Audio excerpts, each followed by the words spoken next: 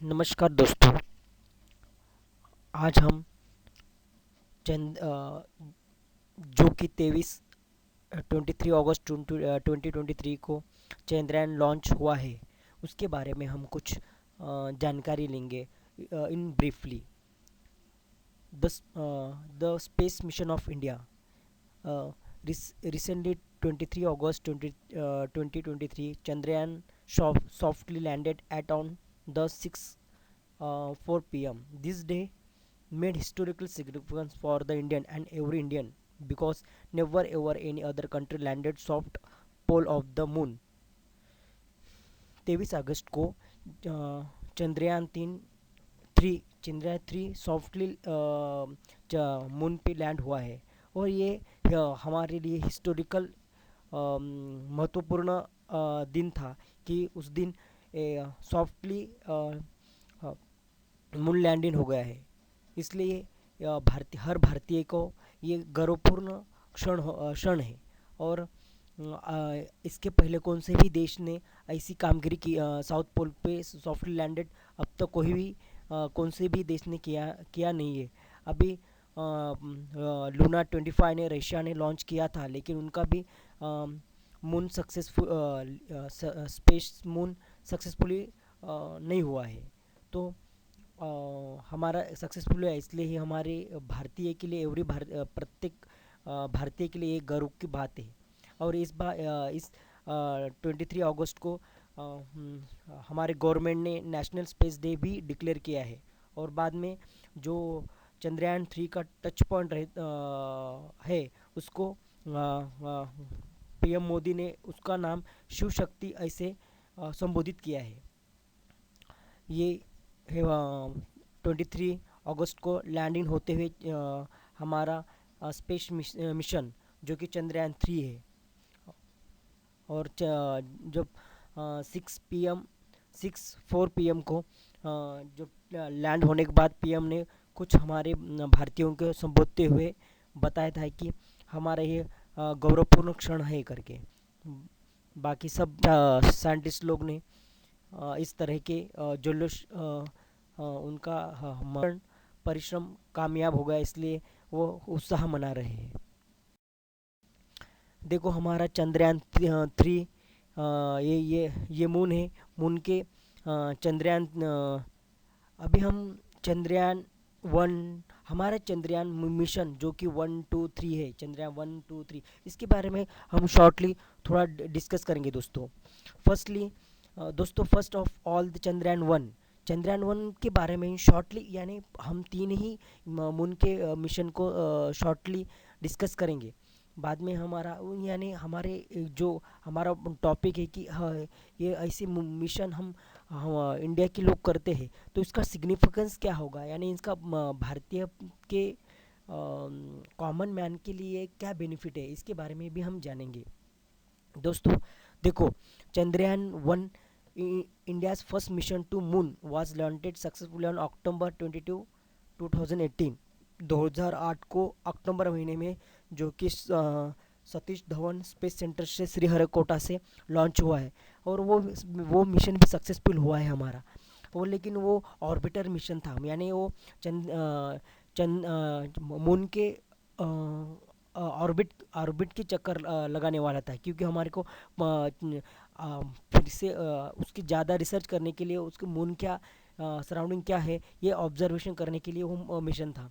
लेकिन हमारा मिशन उससे भी अगले स्टेप का डिटेक्ट करके लाया है, जो उसके साथ चंद्रयान 1 मिशन के साथ moon impact probe with orbit moon impact जो मून इम्पैक्ट प्रोब उसके साथ ऑर्बिटर भी भेजा गया था। उसके वो मिशन को सिग्निफिकेंस हमारे लिए क्या था, वहाँ वो मिशन से हमारे को डिटेक्ट वाटर मॉलिक्यूल इन लूनार सरफेस में, यानी लूनार मीन्स मून पे वाटर मॉलिक्यूल डिटेक्ट हो गए। बाद में हमारे को पता चला कि चंद्रयान मिशन 1 से हमारे को वाटर मॉलिक्यूल अवेलेबल है करके मून में समझ में आया। देन आफ्टर वही चंद्रयान 2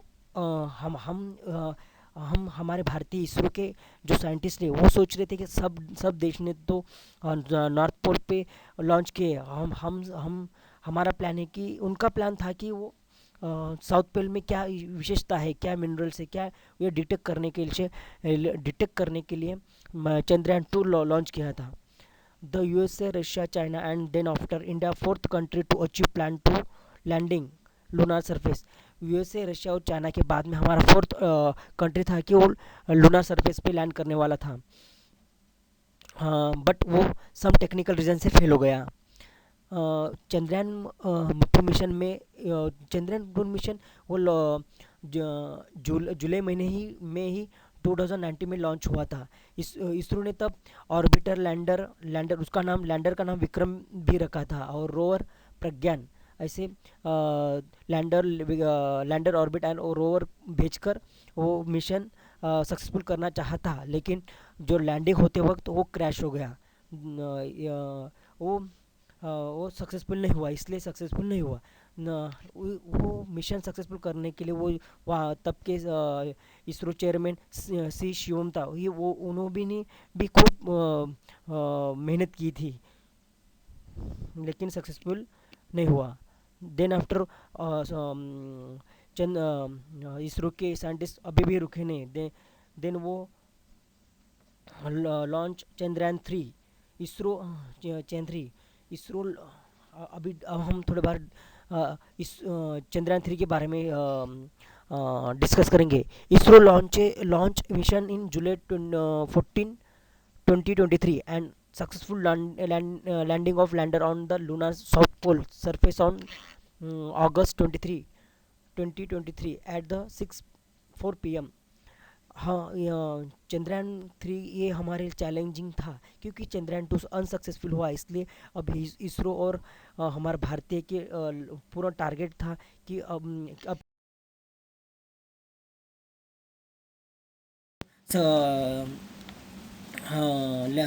लॉन्च हुआ मिशन. और 23 अगस्त 2023 को 6:04 PM को लैंडिंग हो गया. वो सक्सेसफुल यानी एकदम अच्छा हिस्टोरिकल इवेंट था हमारे लिए. It is the significance achievement of ISRO because India is the first country to achieve south pole landing, never ever to achieve other country. ये इसलिए सिग्निफिकेंस था कि इसके पहले कौन सा भी देश हमारे मून के साउथ पोल पे लैंडिंग नहीं किया था, इसलिए पहला अपना हमारा देश था, इंडिया था कि लैंडिंग किया.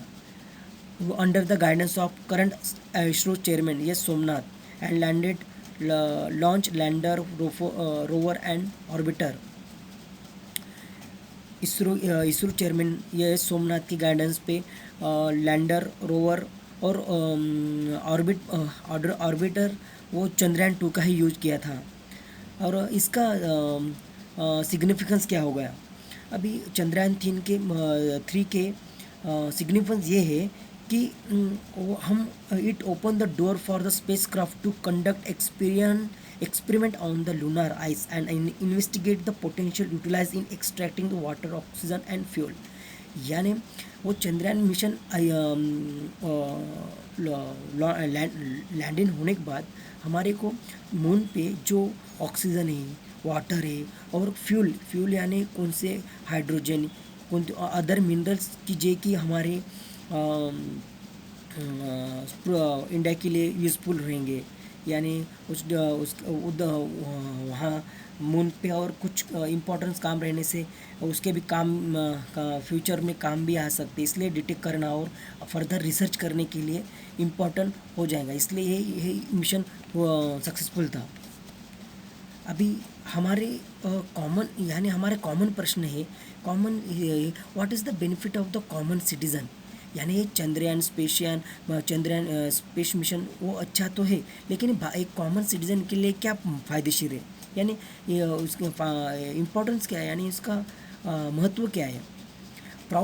फर्स्ट बात कि proud movement of every citizen of India achieving Chandrayaan space mission successfully.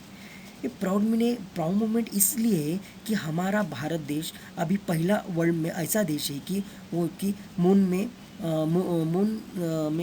South pole में लैंडिंग हुआ है. ये गर्व की बात है। पहली बार एक कॉमन सिटीजन के लिए हमारा देश इधर प्रगति डेवलपमेंट और रिसर्च में टॉप में जा रहा है, ये पहली बेनिफिट है हमारे लिए। And then after a successful landing on the moon south pole on August 23, 2023 will not only be a boost to Indian prestige, but it is expected to launch the country's burgeoning space industry to new high। अभी देखो, ये हम दूसरा benefit ये है कि हमारे लिए ये गर्व की बात है, ये महत्व की बात, इतनी गर्व की बात है कि हमारे ये दूसरे देश के लिए दूसरे देश की तुलना में खूब महत्व की बात है। और उसके बाद हमारा स्पेस इंडस्ट्री वो लेवल, उसकी लेवल हाई हो जाएगी, यानी अदर देश ऐसे सोच लेंगे कि अभी इंडिया के लिए स्पेस इंडस्ट्री एकदम सक्सेसफुली एंड अचीवेबली है, यानी वो हमारे लिए कॉन्ट्रैक्ट भी दे सकते हैं कि हमारे दूसरे के मून मिशन लॉन्च करने के लिए, यानी ट्रस्टवर्दी बनेगा हमारा इसरो का स्पेस लॉन्च सेंटर। और हमारे उसकी वजह से हमारी इकोनॉमी भी, इनकम भी बढ़ेंगी। और थर्ड बेनिफिट है, under the prime minister Narendra Modi, India is looking to open its space sector to foreign investment as it target as 5-fold increase in its share of global launch market within the next decade. अभी prime minister ने बोला है कि अभी अगले 10 साल में foreign direct investment, यानी अदर कंट्री के हमारे स्पेस सेंटर में इन्वेस्ट करने के लिए उनका प्लान है कि उनकी परवानगी देने वाले हैं कि अब उससे हमारे मार्केट में economical and income space ISRO की कम कमाई हो जाएंगे, बाद में उसके रिसर्च बढ़ेगा, नॉलेज गेन होने वाले हैं स्टूडेंट के लिए, और वहाँ से रोज़गार भी पैदा हो सकता है, यंग साइंटिस्ट भी नए रिक्रूटमेंट हो सकते हैं।